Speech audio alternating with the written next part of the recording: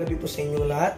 Ako po si Aker John Bell Imajaruki at nandito po ako sa harapan ninyo upang ipaalam po kayo sa makabagong teknolohiya at epekto nito sa Pilipinas.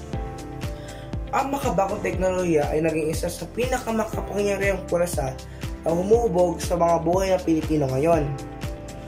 Mula sa mga smartphone hanggang sa artificial intelligence, pinago ng teknolohiya kung paano nagtatrabaho, nakikipag-usap at nabubuhay ang mga tao.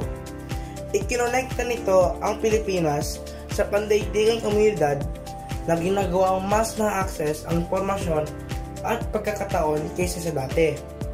Gayunpaman, kasama ng benepisyo nito ay may bagong hamon na nakaka-epekto sa lipunan, ekonomiya at kultura.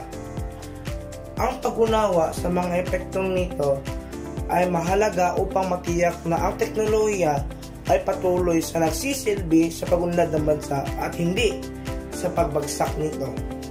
Lubos na napabuti ng modernong teknolohiya ang komunikasyon ng Pilipino sa pamamagitan ng social media, instant messaging, at video call.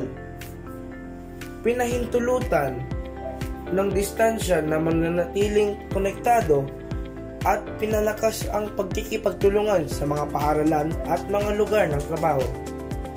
Sa edukasyon, ginawang mas nakakaengado at nababaluktot ang pag-aaral lalo na sa pamamagitan ng online na klase at digital library. Nakinabang din ng ekonomiya dahil lumikha ang teknolohiya ng mga bagong trabaho sa sektor ng IT, BPO, at e-commerce. Maraming maliliit na negosyo na gumagamit na ngayon ng mga social media at mga online platform para maaabot ang mas maraming mga customer. Gayunpaman, ang pagtaas ng teknolohiya ay nagpapakita rin ng mga hamon tulad ng mga cybercrime, informasyon at mga issues sa privacy ng data. Nahihirapan din ng ilang Pilipino na makasabay sa digital advancements dahil sa digital divide sa pagitan ng rural at urban areas. Ang labis na paggamit ng gadget ay humahantong din ng mga issue tulad ng pagkagumon, pagbabawas sa pagiging produktibo, at paghina ng mga pakikipag-ugnayan sa lipunan.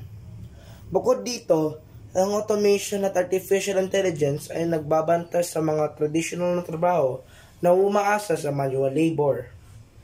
Sa kabila ng mga problemang ito, patuloy na gumaganap ng mahalagang papel ang teknolohiya sa pambansang paglago at pagbabago.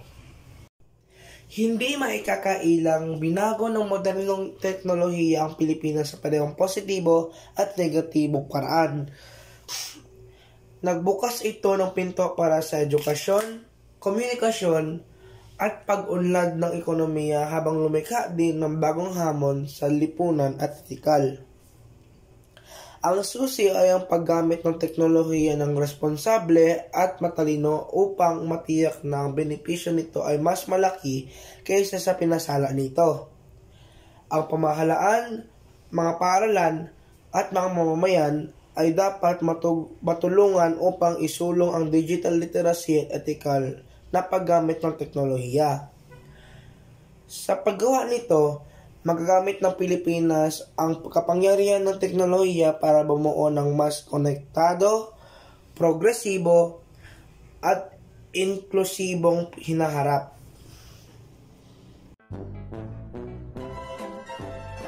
Ang makabagong teknolohiya ay isa sa nagiging pinakamakabagong profino.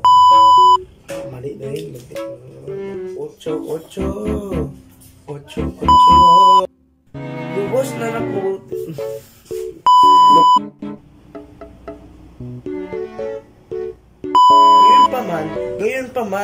Gayon pa man.